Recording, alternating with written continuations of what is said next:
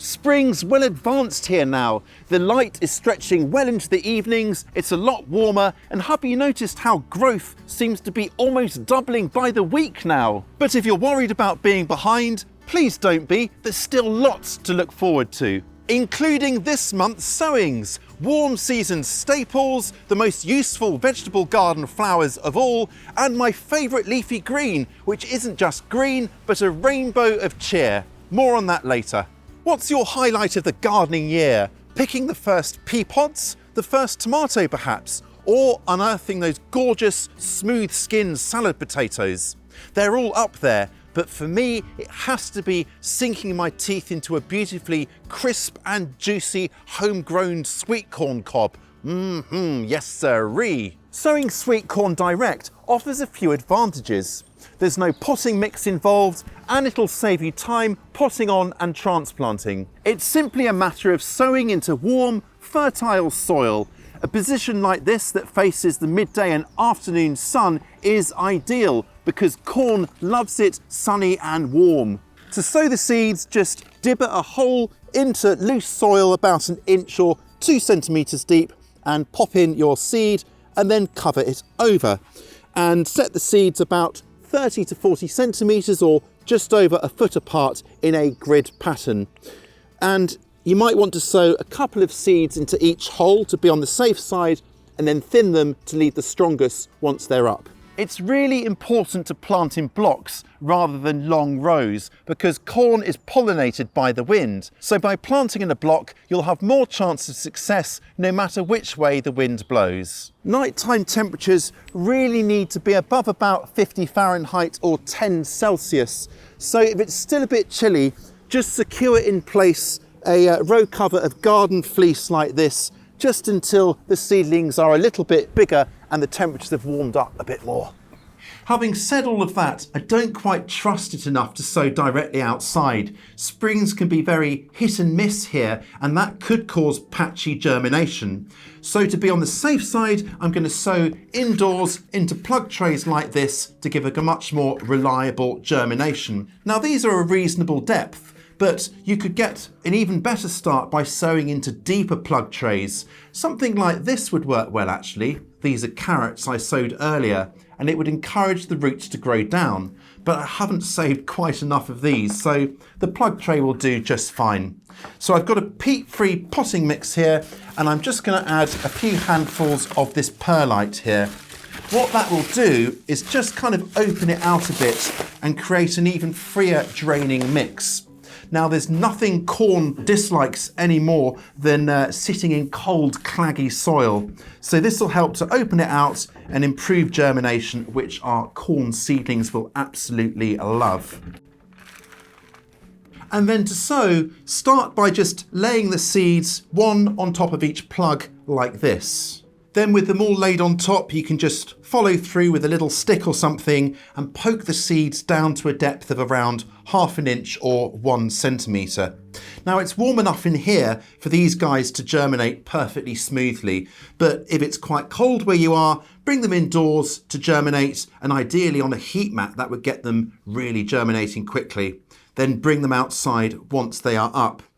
Now these guys will get planted outside into their final positions at the same spacing as if I had direct sown them, so just over a foot or 30 to 40 centimetres apart. And I will do that towards the end of the month, about 2 weeks after my last frost date, and once the soil has definitely warmed up nice and toastily. Don't let your seedlings get root bound. If it's still too cold when it's time to plant them out, just pot them on into a slightly larger pot so they don't get their roots all clogged up in their plugs. In case you're wondering, I've chosen an early super sweet variety of corn, which will both give me those deliciously sweet cobs that I'm hankering after and up the chances of a decent crop, even if the summer ends up being wet and cool. I should add, by the way, that we've got full growing guides on corn and all of the crops featured today, and I will link to videos on those down in the description below. What's next then? Beans, glorious beans, what is there more handsome? Again, there are two options here. Sow away from the growing areas into plug trays or pots for that extra peace of mind, but also beans work very well sown directly against their supports, whether some sort of trellis or TP cane frame. But if sowing into pots or plug trays improves your chances even a smidgen, well, why not? It means you can get the conditions absolutely perfect for sowing. But of course, once it's warmed up, you can sow direct too. That's just fine. Now I'm sowing two types of beans today, a plain old green bean or French bean and these gorgeous speckled runner beans here. Each will give very distinctive styles of pods, so I'll get nice variety that way as well. The flowers of beans make them worth growing all on their own. In fact, did you know that climbing beans were originally grown purely for their ornamental value? Eating the pods came later. Get the best of both worlds, I say. And sowing them is much like our corn. I'm just going to lay the seeds on the surface like this and then poke them down into the potting mix. Now this time the seeds are a little bit bigger. So for these French or green beans, I'm going to poke them down to a depth of around 1 inch or 3 centimetres or so. And then these chunkier runner beans here, they'll go down to a depth of around 1.5 inches or sort of like 4 centimetres, something like that. And of course, do not forget to label them. It's all too easy to get mixed up a few weeks down the line. I will keep both my corn and my beans lightly watered as they germinate and then grow on. And the beans will go out against their supports as soon as they're big enough to handle, as they'll do fine so long as it isn't frosty. These are destined for my bean arches, and I'll space the young plants maybe 6 to 8 inches or 15 to 20 centimetres apart. Then once they've started growing up, I'll top up the soil with a lovely mulch to keep the roots cool and moist, an essential consideration as beans are of course very thirsty. Do you have a crop that's a little bit of a pain in the bottom, that always throws up challenges, that makes things tricky for you? Well, mine's celery. I used to grow it no problem at all, but over the last few years it's got really ravaged by leaf miners. So my strategy is to grow it somewhere like here, well away from where I've usually grown it in the past. That way, when the pupae emerge from the soil, they'll have nothing to get hold of up there. I should get a cleaner crop that way. And then once they get going, I'll probably just cover them with some fleece or row cover to make sure that the leaf miners can't fly in and discover them. The garden planner, by the way, can help you keep a track of what you grew where in previous seasons, and you can try it for free using the link in the description. Celery is a lot less likely to bolt or flower when it's sown and it's a little bit warmer, so don't be in a hurry to sow it too early in the season. Now, why do plants do this? Well, the little seedlings, if they get a sudden cold snap, will think they've experienced a winter, which will trigger them to think it's their second year when they normally flower. But if your celery does flower, well, maybe leave a few plants to flower to their heart's content, because the frilly little flowers are a real boon to beneficial bugs. I should add, by the way, that I'm sowing a self-blanching variety. That just means I'm not creating trenches or banking up soil against the stems. These plants naturally do that. By planting them about 9 inches or 23 centimetres apart in a block formation, they'll naturally create shade and give us those lovely crisp stems that we're after. It saves a lot of faff, and if you like the sound of that, well, here's a by no means exhaustive list of some self-blanching varieties to look out for. And sowing is super simple. I'm starting by just wetting the potting mix so I don't disturb the really very tiny seeds. And then with that done, I can just take the little seeds and sprinkle them across the surface. And this time, because they are so incredibly tiny, I'm not going to cover them. They actually need light to germinate. But I am going to just pop over a bit of clear plastic to create a nice warm and humid environment, and secure that in place like that, and then just germinate these. They'll be fine out here actually, but you could germinate them on a warm, sunny windowsill. Once they're up, I will carefully transfer the tiny little seedlings into their own plugs to grow on. The celery will go out into enriched, moist soil which I'll keep well watered at all times because celery loves it super moist, making this a fantastic choice if you have a very wet area. They'll also appreciate a good mulch as they get going to keep soil moisture locked in. Still to come, my favourite leafy green, but first let's give the bees something to buzz about with two easy growing happy power flowers, borage and nasturtium. The first time I grew borage, I was amazed by how quickly it grew and how much our fuzzy, buzzing friends absolutely loved the flowers, buzzing all over it. Those sky blue blooms are so attractive, and as an added bonus, you can eat the flowers. They give a lovely, refreshing quench to just about any summer drink. Borage can be sown into pots or direct, which is what I'm going to do today. Now, it really loves a sunny position, but will grow quite well in dappled shade as well. So I'm just prepping the soil here by lightly forking it over. That should do.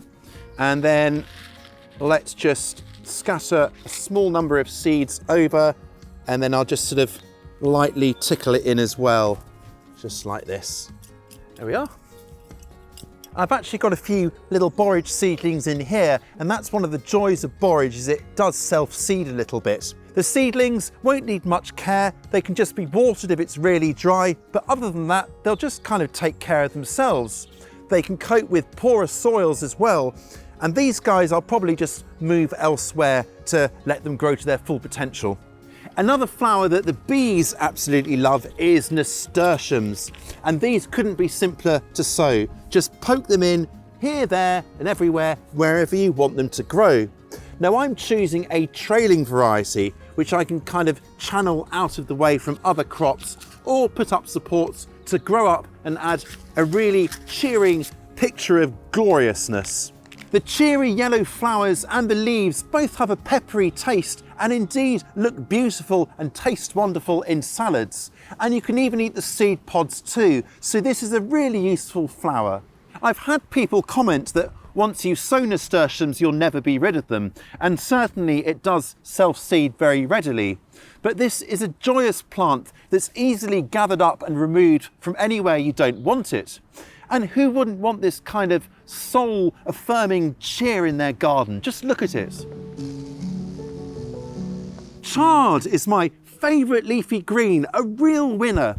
Choose chard for that seductive combination of luscious leaves and stupendous stems. Turn hard times into chard times with this easy to grow crowd pleaser. So we've got two options for sowing chard.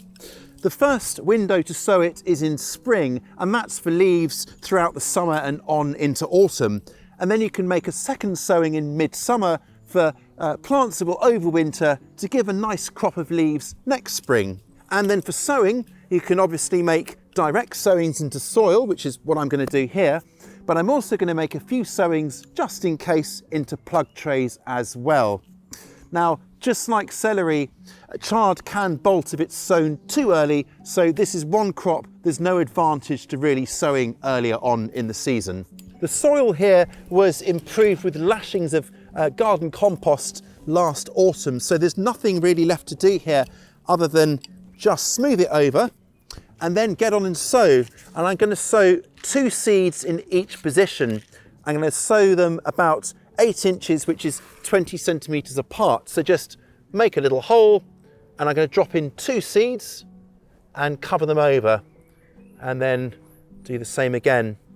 Now, like beets or beetroot seeds, the seeds are in fact clusters of seeds. So you may get more than 2 little seedlings come up in each spot, but I would just thin them to leave about just 1 or 2 little seedlings in each spot. My advice when growing chard is to choose a colourful variety, one with shocks of colour to the midribs and veins. These types of chard look magnificent when backlit, especially in the morning or evening sunshine. This is real food for the soul as well as the body. Now, look for varieties described as rainbow mix or bright lights, something like that, or just sow individual colours. Get that colourful shock into your life anyhow. I'll keep my chard gently watered and then mulch around the little plants with a top up of compost or perhaps some grass clippings to gradually improve the soil and keep everything nice and covered and moist as they grow. Now is a fantastic moment in the sowing calendar. There's still plenty of time to sow squash family crops, broccoli, beets and all other sorts of vegetable garden staples.